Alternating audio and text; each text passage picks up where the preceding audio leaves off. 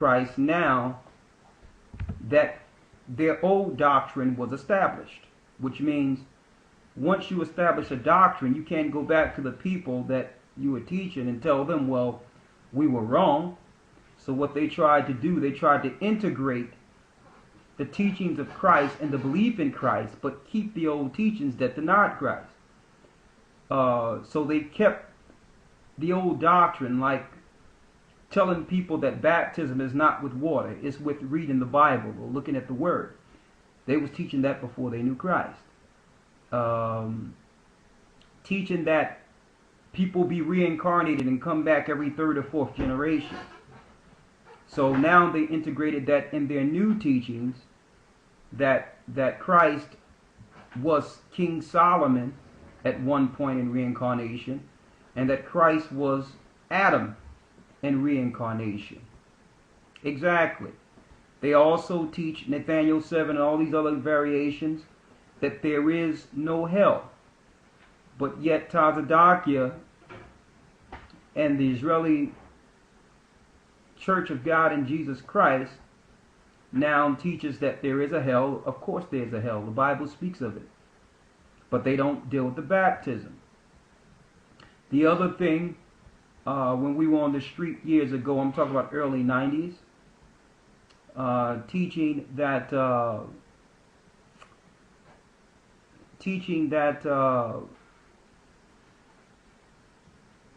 we couldn't really compete with the Christian debate when they would bring up Cornelius. Because if you have to accept that Cornelius is a Gentile, then that will totally do away with the hate doctrine of other nations. So you had one of the historians at that time. He was called Chief and High Priest Kazak, and Yeshaya came up with this doctrine showing pictures of old Romans that were black and said that Cornelius was an Israelite.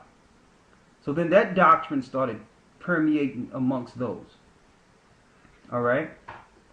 But then just so I can give you all a nutshell, as things got, as things started growing, of course, enmity, I'm talking about the early 90s, enmity, at that time you had Uriah, who was claiming that he was King David. You had, Uriah that claimed that he was John the Revelator in Daniel. You had Maishar, who claimed that he was King David. You had everyone is trying to be and that's what this reincarnation doctrine does. It have people sitting but to themselves, asking who was they in a former life. See, these are the things that you all will never be privy to or understand, the core doctrine, okay, of what some of these guys believe. Also, they have an understanding that when America is destroyed, that's the same time Christ returns. Okay, so these are all the things, doctrinal-wise, that are errors.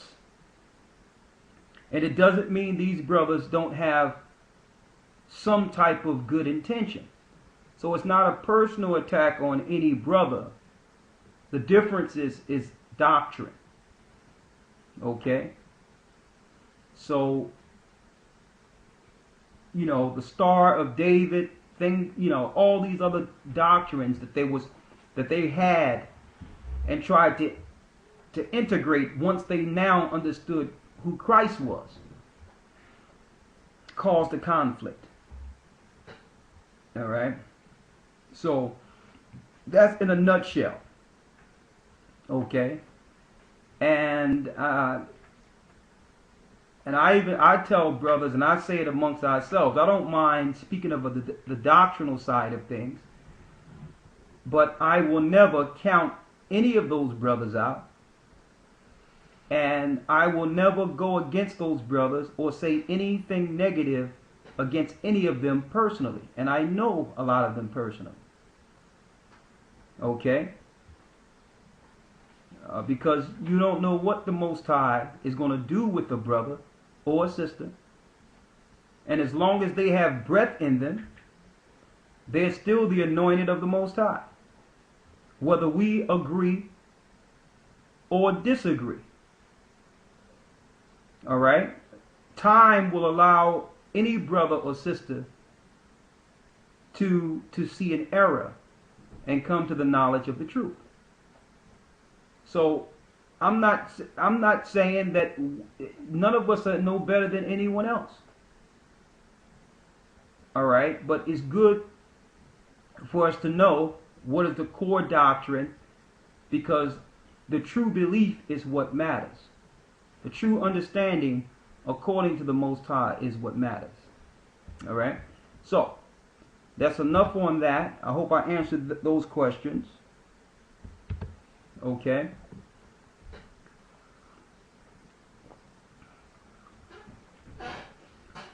And I'll tell you this. It's a few things I wish they were correct about. I wish they were correct that we could just wait around in America for UFOs to come pick us up. I wish they was correct about that, because I would definitely be in America. There's no doubt about that. All right? But it's not going to happen. It's not going to happen. It'll be easier to have a base in America and be able to fly to these different countries we go into and just enjoy our life, the only place we called home, in America, and just wait, just do whatever we've been doing, and just wait for some ships to pick us up.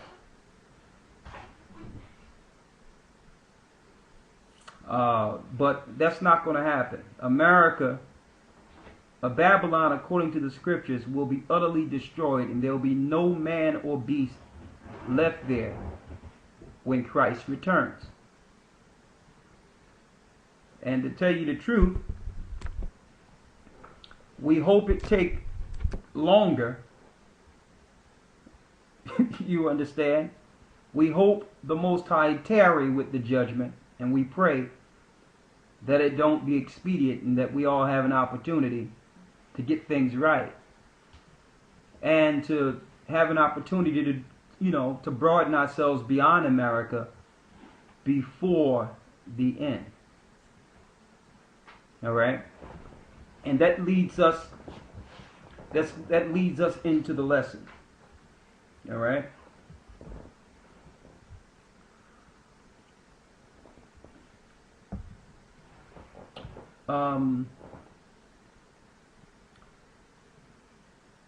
Last week I mentioned that I spoke to the FEMA administration in Kansas City, and we called them back. We called them back last week in Kansas City, and I spoke to a head director of FEMA in the Kansas City area, and he told me last week, which was the 21st, that they were planning a thing called the Big Shakeout.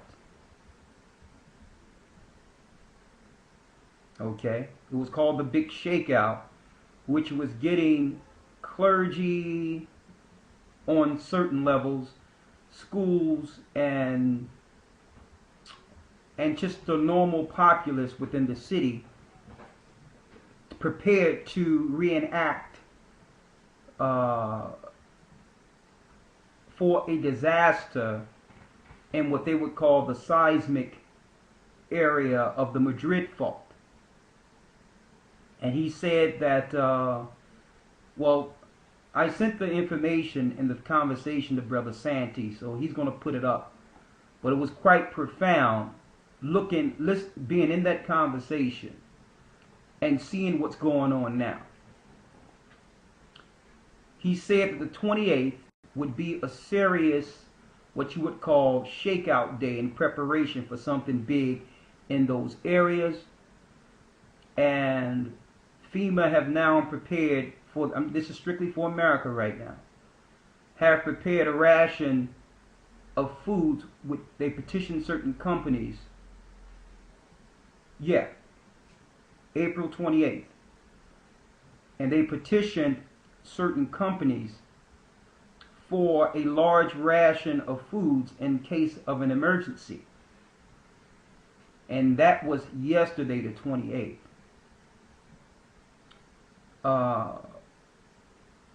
Dried goods, you name it, but it was enough rations to serve 2 meals per day for 7 million people. All right. Also, on top of this, FEMA have ordered hundreds of thousands of body bags for whatever particular reason. Now, this happened the 28th. And now we're here at the 29th, and a few minutes before, we wasn't even going to come on tonight, but I wanted to say a few things. FEMA, I'm speaking to the guy, and he's telling me what they're planning and why they're planning it, and he's making it sound like some type of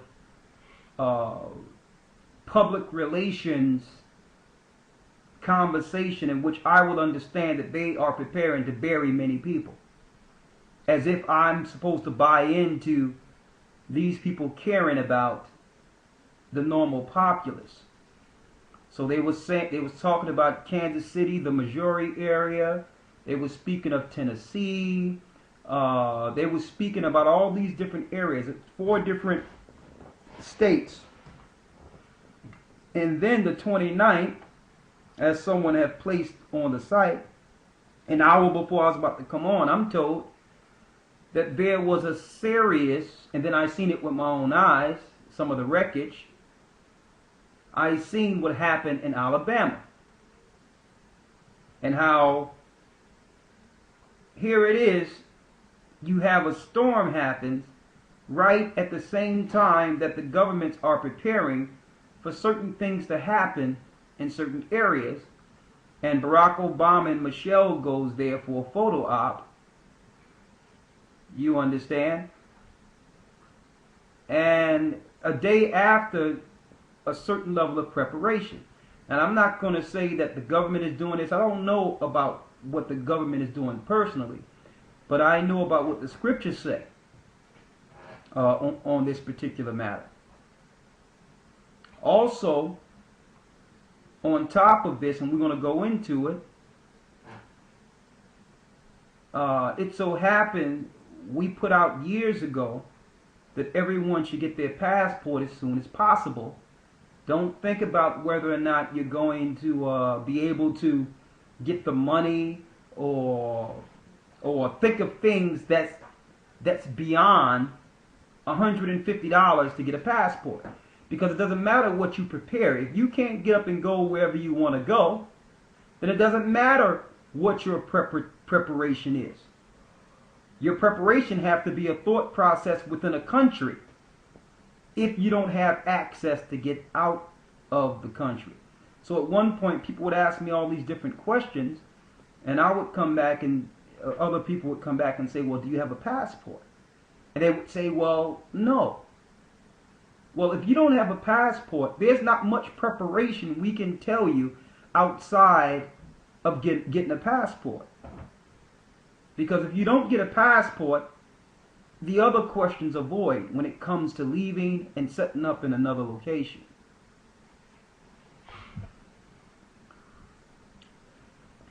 Then you have, which I've seen a couple of minutes ago actually, Glenn Beck, who's actually got fired from Fox, finally. He's one of the very few reporters that try to add some level of conspiracy to his spinning. That's what separates him from the rest of the teleprompt readers. You have Glenn Beck, who now came out and showed the difference between the passports we once filled out and the passports they will be asking people to fill out in the future. Now, these passports they're asking people to fill out, you cannot possibly fill out these passports. and not be rejected. They're asking ridiculous questions that have nothing to do with the fact that you just want to take a trip someplace. They're asking how many jobs you've had since you've lived. Where did your mother live, an address and telephone number before, a year before she born you? All these questions, and it's a reason behind these questions. About 6 months ago, we were talking about how they know the Spirit is awakening our people, and our people are seeing there's life and options outside of their plantation country. That people are now going back to their countries according to the scriptures, and because of that, the American system of human resources is being exposed. If you are now in debt to China and these other countries, and your dollar is not worth anything, the only collateral America and the Western powers have for these countries in whom they are in debt is human commodity. And that's the stocks they are trading on the stock market, which is human commodities. It's a number that's given to you at birth to show you that you have a stock number, that you are actually a cattle with a number. So what happens if the cattle decide to want to go astray and do what they want to do? And now America cannot cash in their slaves to those they are indebted. So when people start up and leaving and relocating and falling off the grid, these people are costing America millions and millions of dollars in stock trade. So you have to understand that you are worth more under the guidance of the plantation than you are being free. They'd rather something happen to you in America, because each person that's born in America with that stock number, there's a insurance plan taken out on every American citizen. So that if you die, they cash in an insurance plan that pays in to your slave owners. So this is how this whole thing worked. So now they're setting up a grid that will not allow the slave to start wandering off of the plantation. Okay? Now, if they outright told you that you cannot travel, of course that would be an issue. Everyone would get up in arms and question the freedom that they proclaimed they were given through the American system. They can't do it that way. So what they're doing now is they are putting technicalities and roadblocks in a way to make it so that you'll be too frustrated to think about getting a passport. All right? So, I'm just putting those things out there because these are the things we speak of. And I know that y'all think that, some people might think that what we're saying is off the cuff, or whatever the case is. But the information is so that you can prepare and do what you need to do with what you have at this point. We're going to go into Nahum. I need you to go to Nahum, the first chapter. And I need you to get to Isaiah, the 47th chapter. But I wanted to read this based on the news. The news concerning the passports. Y'all might not think that's a big deal. But you got to see what's going on. You got storms happening. You got earthquakes being planned. You got FEMA setting things up. You have all these things happening at one time.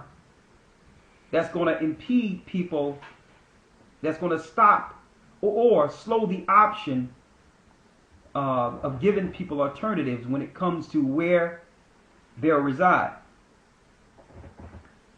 Okay, when you read 2nd Esdras 15,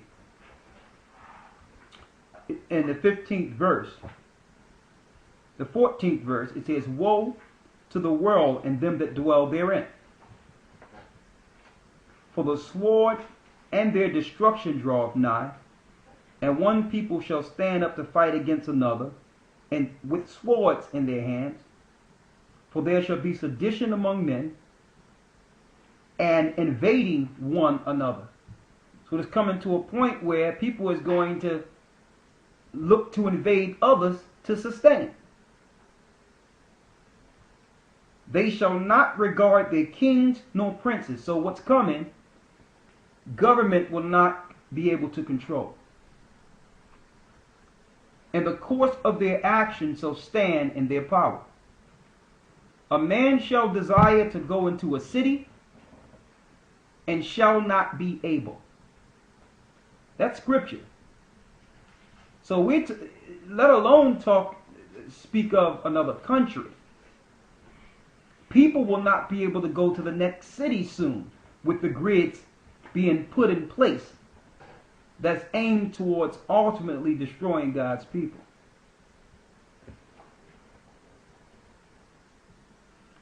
"For because of their pride, the cities shall be troubled. The houses shall be destroyed, and men shall be afraid." Now, why does it say because of their pride? This is speaking of the pride of Babylon. There's no country more proud than the country called America. And they are so proud that they think that the desolation cannot overtake them. They have drunk the Kool-Aid that Barack Obama and Michelle Obama and the rest of these elites who are planning to destroy them have been handing out. They've been drinking it. And they think that the whole world is a problem and America is immune to any level of destruction. And I'll tell you this, and I said it before, America is the least prepared for what's about to happen. Because at least what's going on in these other countries in which you think insurrections are happening, the people are together. So what happens to a country in which all people are fighting against each other and everyone have been compartmentalized and don't care about one another? How much more will happen in a country that's totally divided through every line you can name?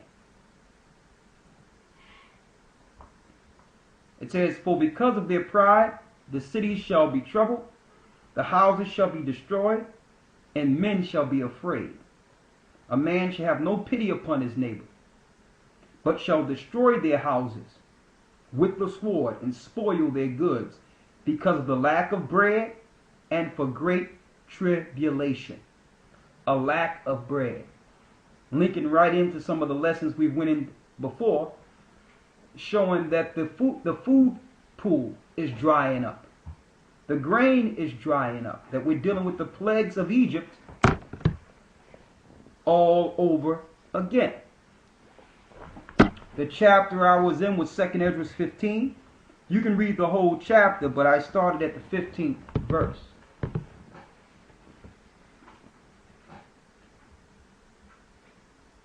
Of course, it's okay to protect yourself with a gun, but I'll tell you this. No physical sword is going to be able to help you when it's time. The mentality is displacement. The Lord says when you are persecuted in one city, flee into the next. That means be prepared to operate as pilgrims on the earth. And it tells you that when you read 2nd Esdras 15 and you started around the 60, let me see here.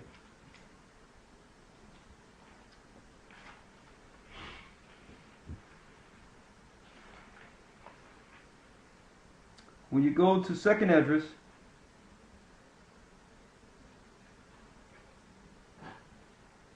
I'm at the 60th chapter, and it tell you in the 69th verse on down, and it links in and tell you be like pilgrims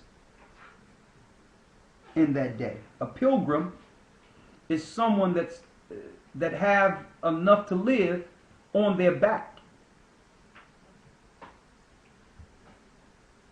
Okay?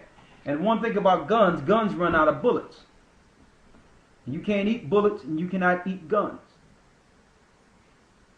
Okay, so that it will help you for a time. I need you to go to Nahum, the 1st chapter.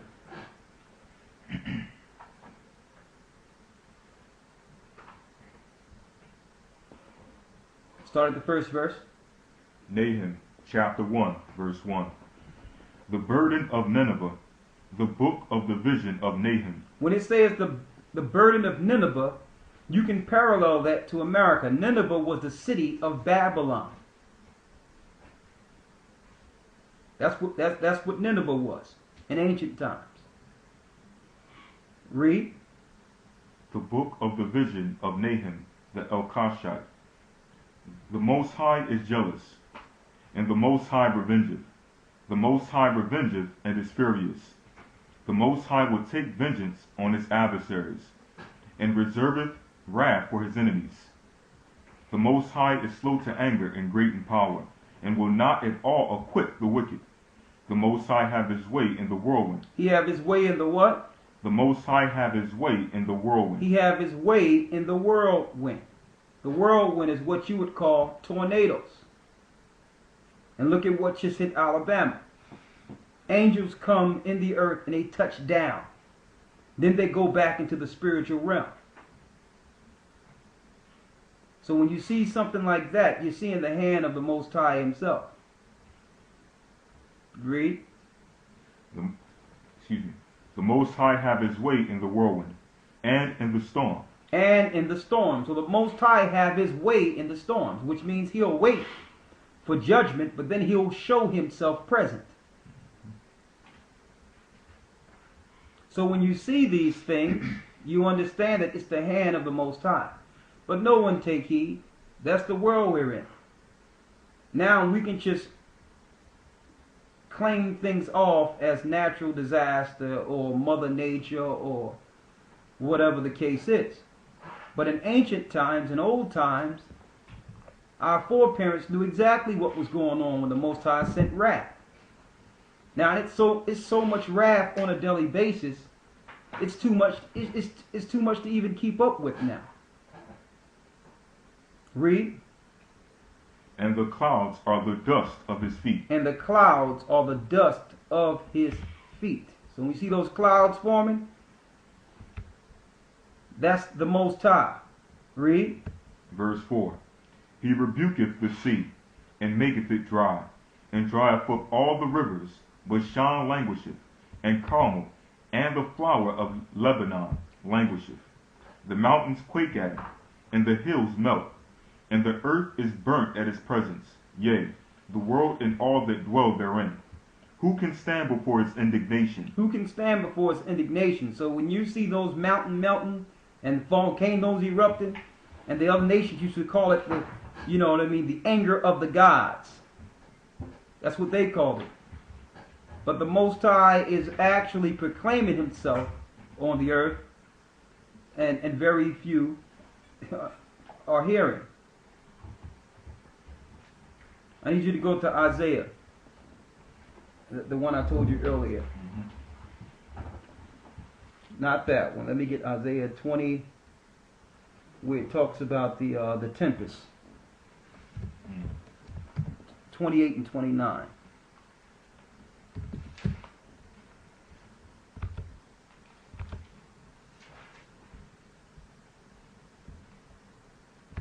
Hold Isaiah 47 and go to Isaiah 29.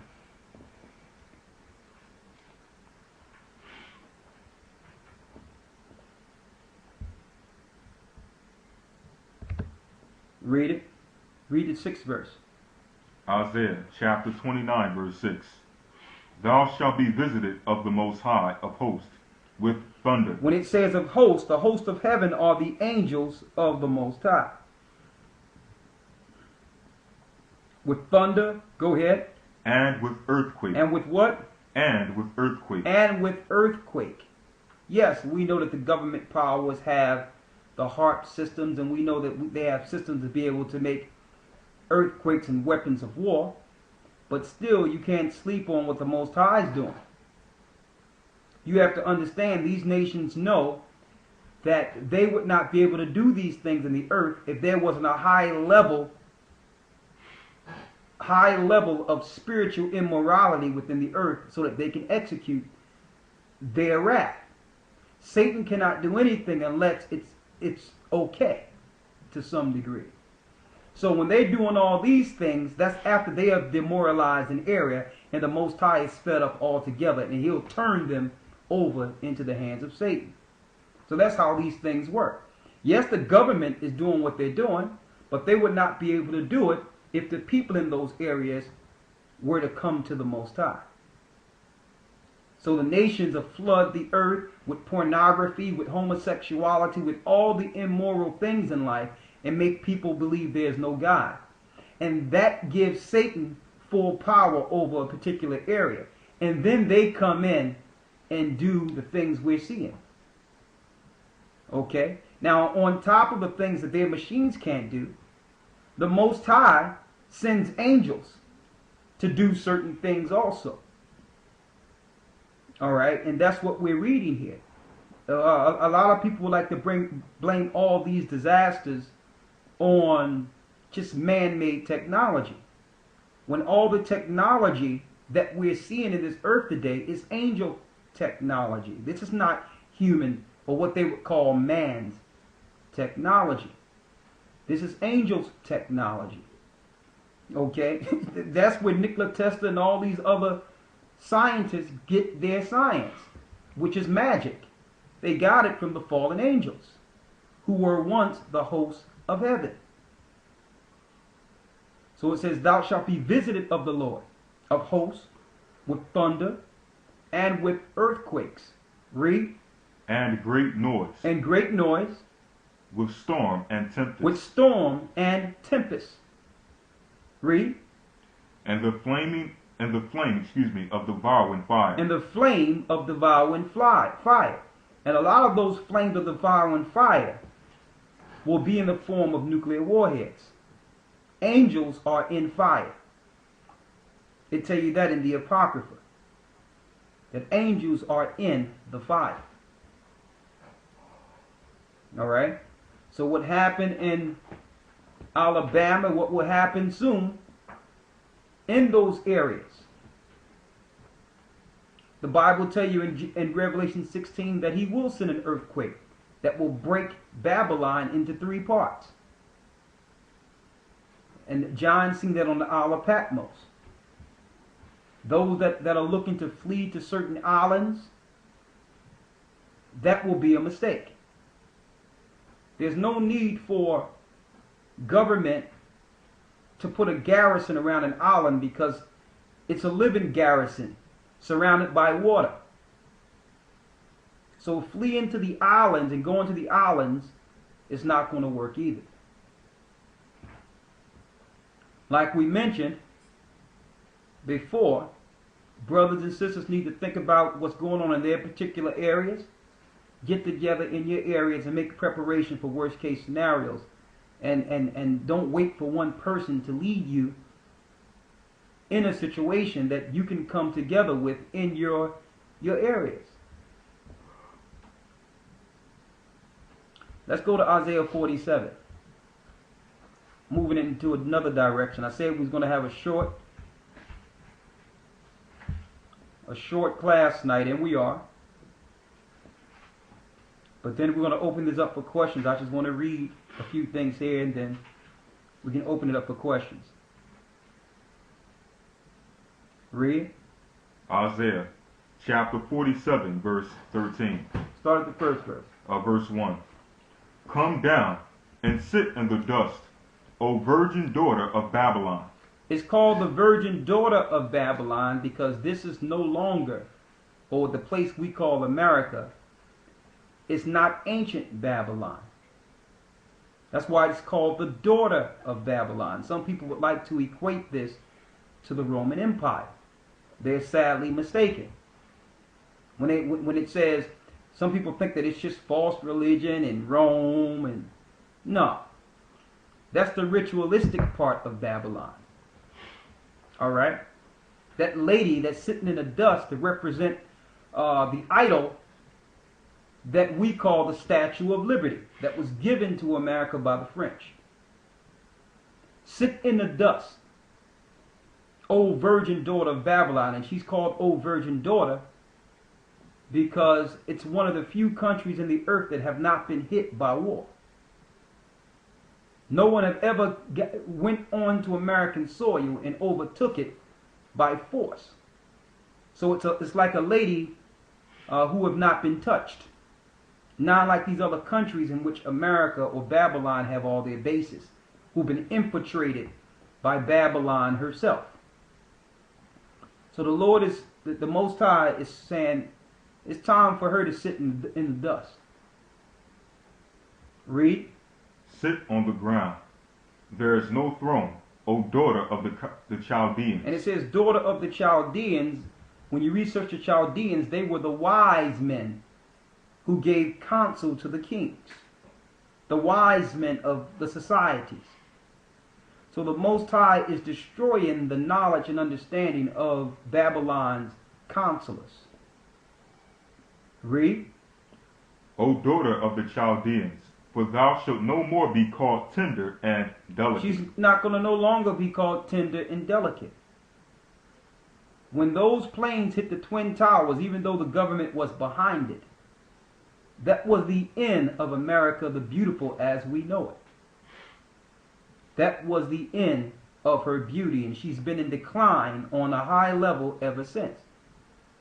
Now, in the decline of the country, the powers are now preparing for what they will do with the people who are no more good to the system as far as they're concerned.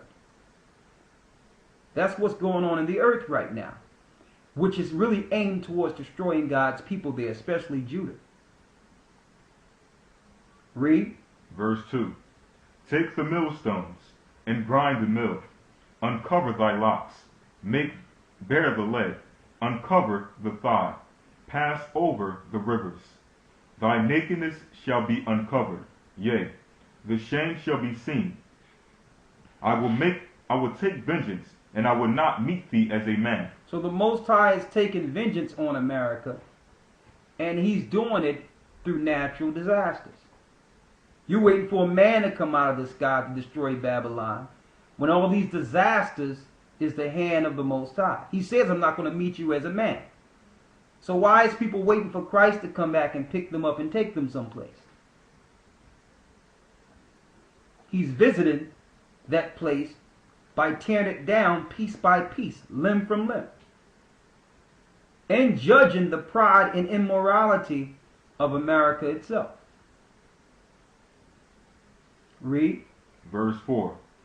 As for our Redeemer, the Lord of hosts is his name. As for our Redeemer, the Lord of hosts, the Lord that's actually bringing this on the people, that's over the angels. That's the God we're following. Read. The Holy One of Israel. The Holy One of Israel. So he's not the God of the nations. He's the God of Israel. Read. Verse 5.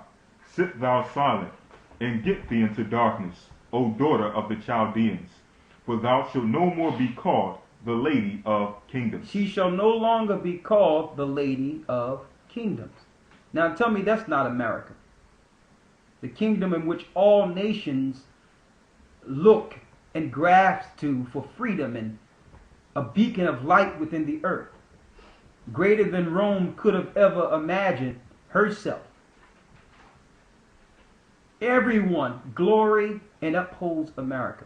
And like I said, After traveling around the world, I understand it. There's no place in the world like Babylon the Great.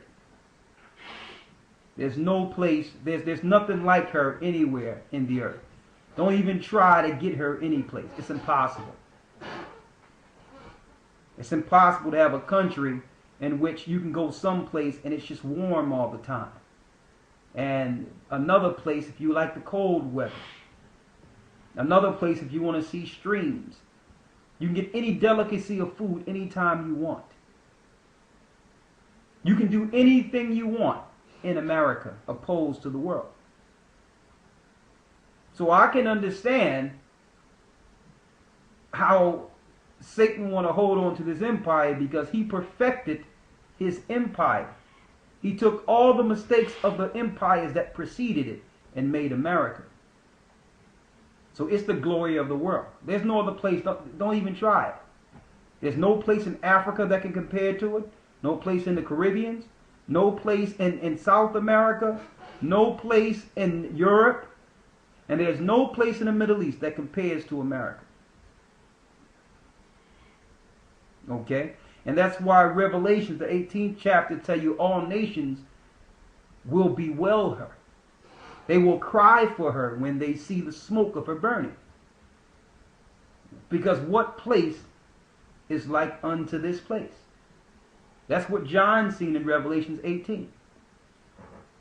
And I don't care how much a person claims they hate America.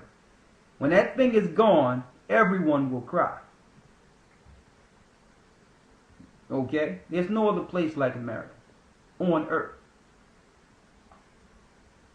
China is nothing compared to America. No other place like America. Because what makes America is not just the location itself. It's the variety of God's people that makes America what it is.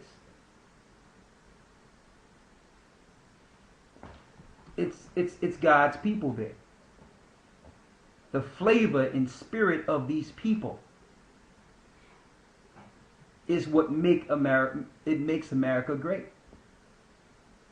So behind the scenes, outside the witchcraft and all the things that the Luciferians and the powers are doing, God's people are still there with much flavor. So, of course, people are going to bewail America. Nations come to America to take part of America.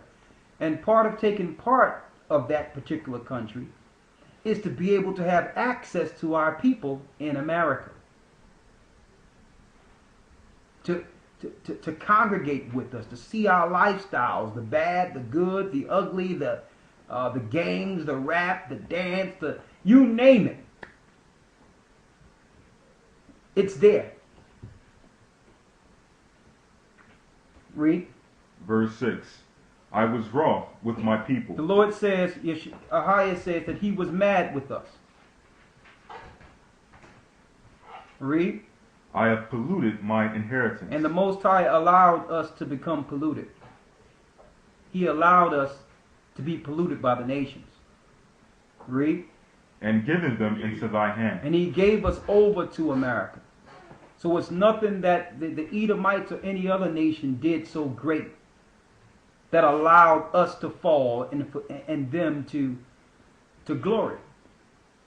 If the Most High would not have taken our courage, there's no way any nation could have done what they did to us.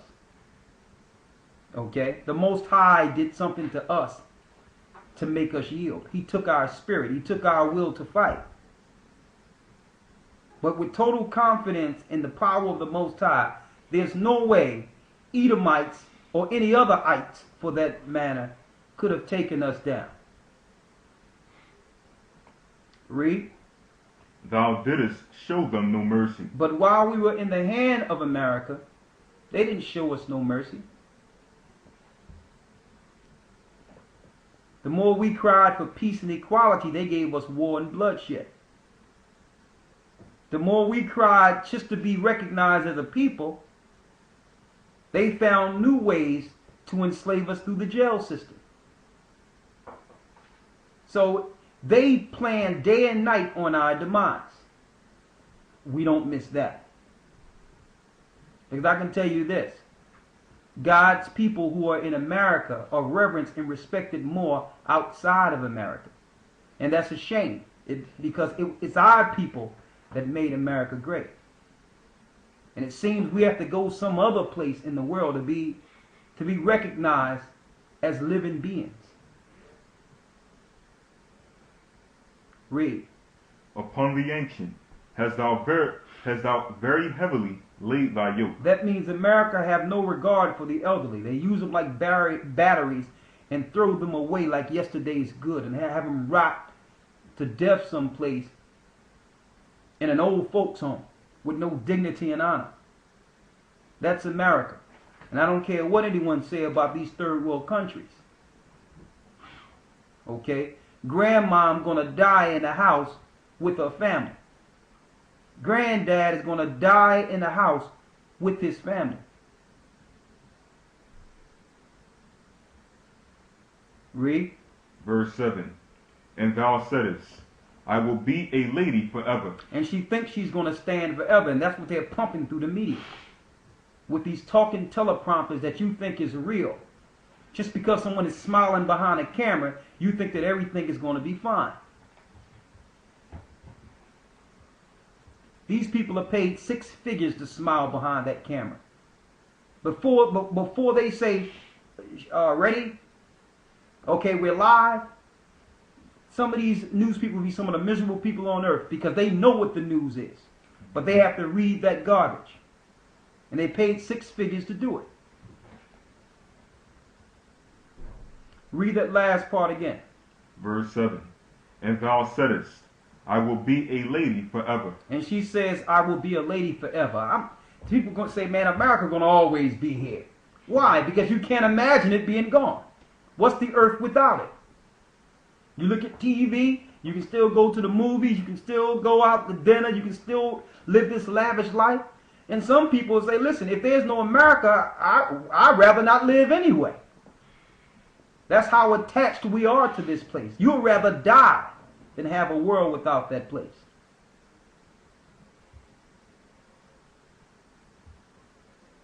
And that place I forgot the Most High.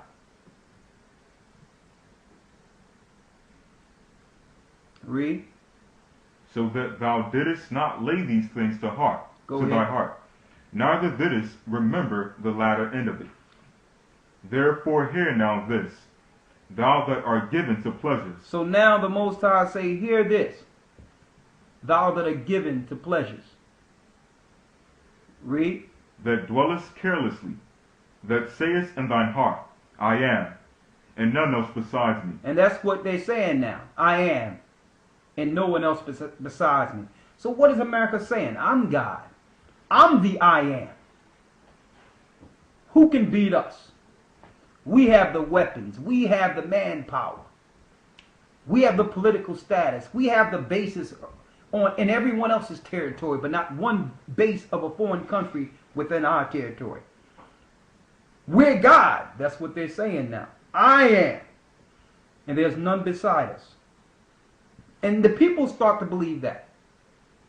Americans start to believe, and they buy into this, and you can't blame them, because when you live a lifestyle of pride for so long, you think it's natural. You don't know how it is to wake up and not have food. Let me tell you, people on welfare are rich compared to a lot of these countries. Getting a welfare check, you're like a millionaire in certain areas of the world. So America don't know what it is to go out and have to take water from a well to bathe someone, and water from a well to cook food, or not knowing whether or not the Most High is going to bless you with crops. America never really experienced. That's why when this thing hit America, they will be the least prepared for what's about to happen. Because the whole country has been spoiled, from the least all the way to the rich, and to the power structure that everyone is complaining about.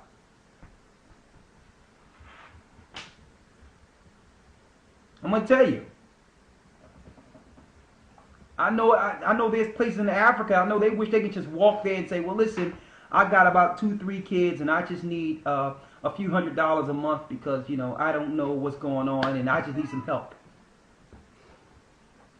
Okay, just fill this out, and we're gonna send you a card in the mail, food, whatever, and we think that that's normal.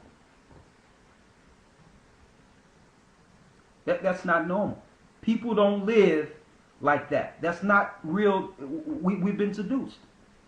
So now we're more ill prepared to deal with the world breaking down than anyone on earth. It's these people that's used to living in the bushes and in the dirt and living and knowing how to live off the land. They're the ones that's going to be helping us. Because America is going to take everything away from the people at one time.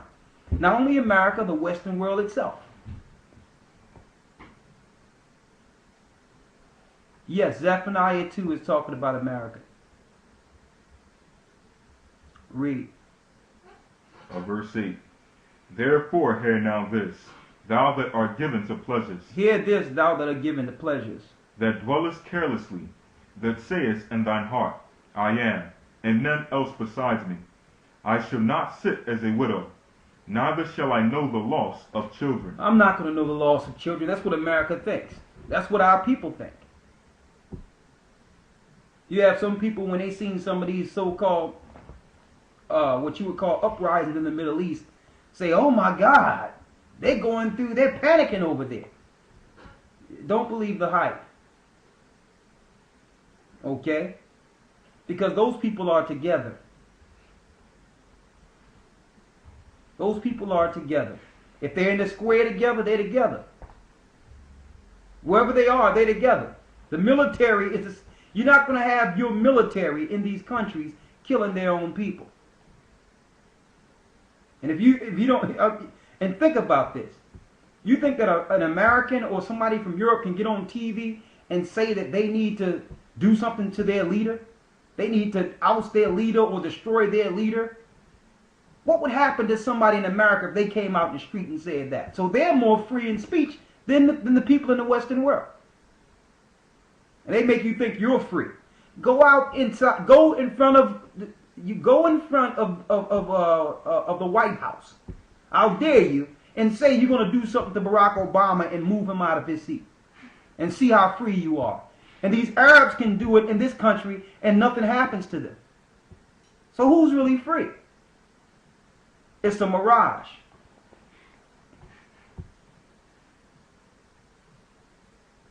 It's a mirage. Read. Verse 9. But these two things shall come to thee in a moment and in one day. These two shall come. These two things you can bet, that you can bank on according to the Most High in these scriptures. Read. The loss of children. There's going to be a lot of loss of children in that country. The more they dare the Most High and think that nothing can happen to them, you're looking at what's going on in the Middle East and think that the Most High is not going to fulfill this promise right here. And what? And widowhood. And what? And widowhood. And widowhood. That means America is going to lose a lot of men in war. They will lose a lot of men in war. Read. They shall come upon thee in their perfection. And the Most High is perfect when he sends something. Like when the Most High sends something, you don't have to question whether or not it was the Most High. I'm looking at the news and I'm seeing, man, let me tell you, it looked like a bunch of boxes scattered all over the place with matches. The Most High knocked down those houses in Alabama like they were made out of toothpicks. So the angel swooped down and did his bid and just went right back. And no one perceived that it's the Most High.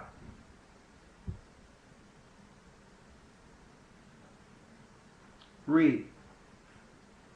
Verse 9. But these two things shall come to thee in a moment and in one day. The loss of children and widowhood. Go ahead. They shall come upon thee in their perfection. It says they shall come unto thee in their perfection. For the multitude of thy sorceries. And the Most High is telling them why. Because America has become a land of straight sorcerers. Everyone is dealing with some level of sorcery, whether they're on drugs. The word drugs come from the word pharmacy. Pharmacy come from the word sorcerer. The whole country is almost on drugs. Be it smoking marijuana, be it cocaine, be it on some type of prescribed drugs to make you feel a certain type of way, or to stop depression. The whole world is, the whole America is on drugs almost. It's pharmacy. It's sorcery. And because this country have dependent on the sorcery, you got people going to other people to find out whether or not they're going to make money in the future, or tell me your future, getting your palms read, going to people and seers, knowing that these people are dealing with familiar spirits. That's natural in America. To go someplace and have your horoscope read. Oh, let me get your newspaper. Let me see what it say for Scorpio. Let me see what's going to happen. This is natural for a country to be operating, and they think that this is normal. It's not normal. This country depends on sorcery and witchcraft. That's what keeps this system going. And while you're doing this, now the hedge is being taken from over us and given Satan open game against God's people. All right? Witchcraft and voodoo and sorcery. Going to Catholic churches. Dealing with straight sorcery. Sun worship. Worshiping the goddess Ashtar. That's what the Lord says. How he is talking about us trusting in our sorcery. Read. And for the great abundance of thine enchantments. And because you don't do anything but witchcraft and enchantments, what did the Most High say he'll bring? For thou hast trusted in thy wickedness. And says this country trusts in that.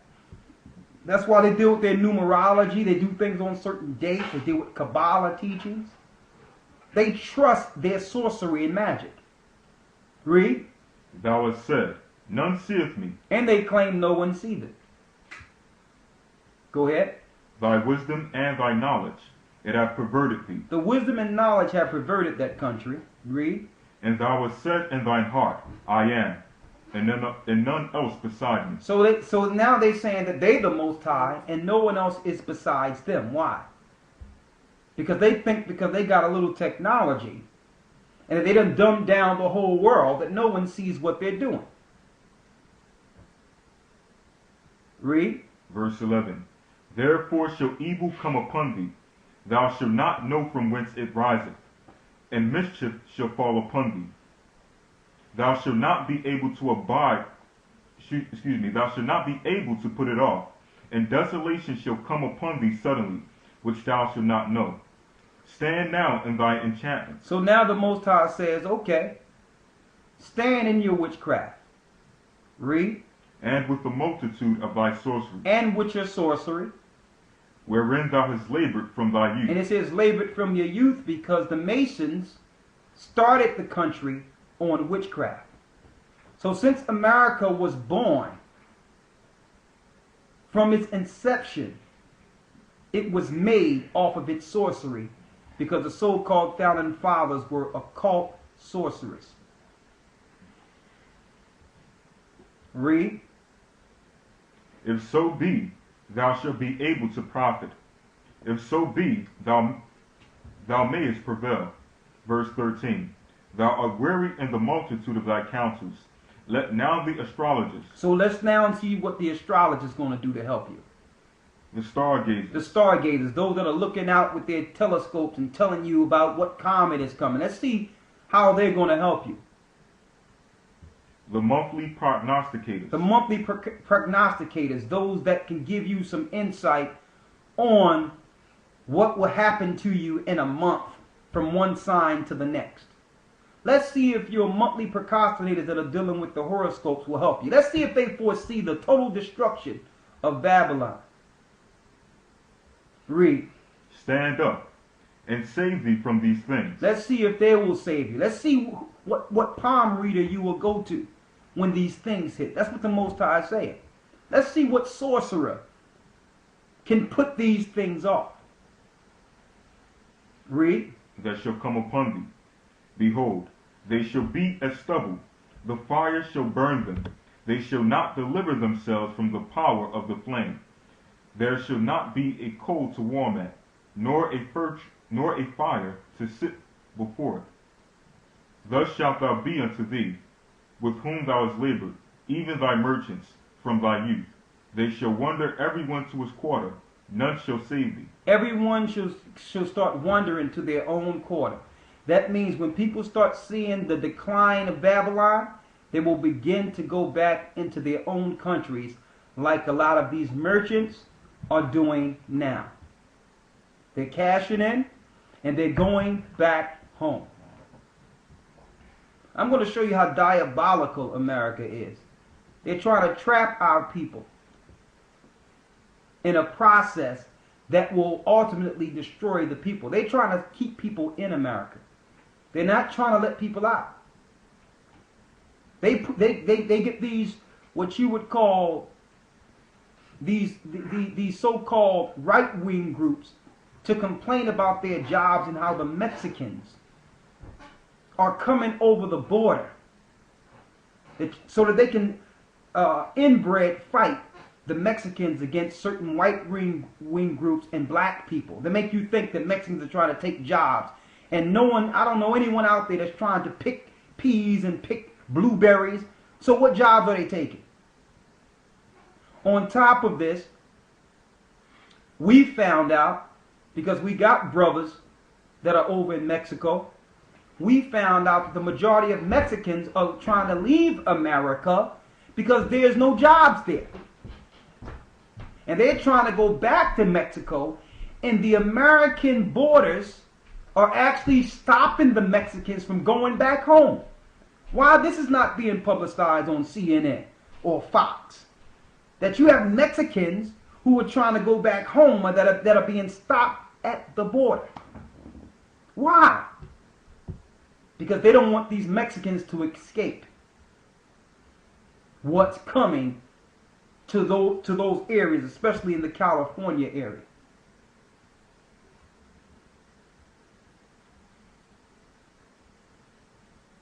So this is the world we live in. It's coming. And the only thing we can do is pray for each other and hope that the Most High bring us together when it's time. As I've spoken before, soon there will not be access like it is right now online, and there will be no communication. And the only spirit that will allow us to come together is the spirit of the Most High that bring us together when it's time.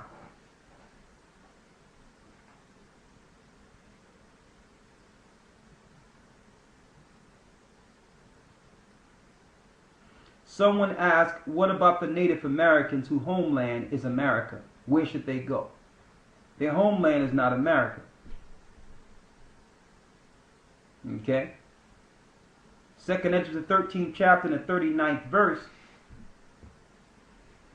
tells us how, 39th verse on down tells us how the North American Indians, along with the other tribes or aborigines of North, Central, and South America and the South Pacific, got into the land. They went into the North America and South America and to those areas after 721 BC, after the Northern Kingdom was taken down by the Assyrians. And they took them a year and a half to get over to America, where no mankind dwelt. So they're going to have to realize America is not their home. Okay? They're on reservations. They're living on a concentration camp. So no sooner as they start realizing they're slaves and they're not free, and that's not their land, the sooner they can start thinking about Zion. But the Most High is putting it on a lot of the wise men of the Gadites. The Spirit is coming to them, and they know that, you know, what's coming to America, and it's in Hopi prophecy. The Hopi Indian, which are North American Indians, or from the tribe of Gad. In their prophecies, they knew it would come a time where America will get dealt with and they would start making their way back. It's in Hopi prophecy.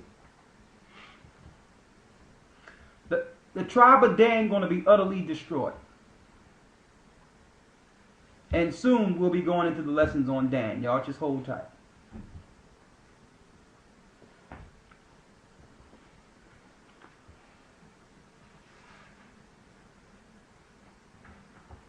Well, someone says, well, I was trying to tell someone of this and they told me I was a lie and the world would end for another 20 billion years.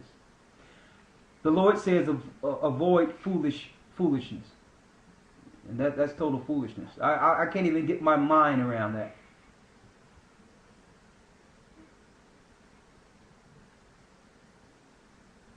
Someone asks, why is the Old Testament written in Hebrew and the New Testament in Greek? The reason is because when it was time to translate, you had the Old Testament in the Septuagint side, which was the Greek translation of the Old Testament. So that was intact, and those 14 books out of the Apocrypha came from the Greek that was translated out of the Septuagint. The New Testament, when King James went and brought the scholars together to do the translation, they could not find all the Hebrew fragments in the translation for the New Testament. Don't forget, you had a lot of Greek and Roman influence, even amongst our people during the time of Christ. And what happened, the scribes were scribing in Hebrew as well as Greek, okay, to teach the brothers and sisters who were Hellenists. So when King James came on the scene, they could find more records that were intact, newly records that was Greek, than the incomplete Hebrew fragment. So they just agreed all together to go with the Greek for the New Testament.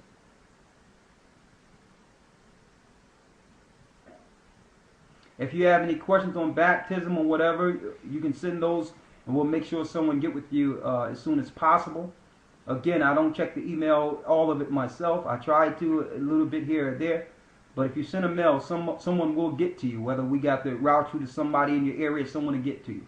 Especially Brother Gabar, who's doing a great job there from New York. You got Brother Ramar. You got many brothers. You got Brother Dell. All these brothers. So there's some people who can get with you in the meantime. Should we prophesy to the Native Americans? Absolutely.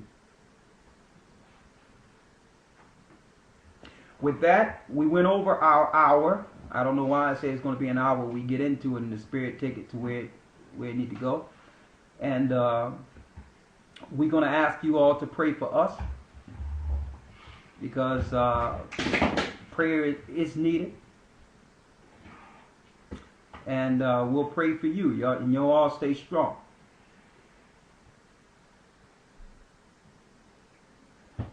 Someone asked, can they get the prayer? Send that to the email and someone will send it to you. Shalom. Shalom.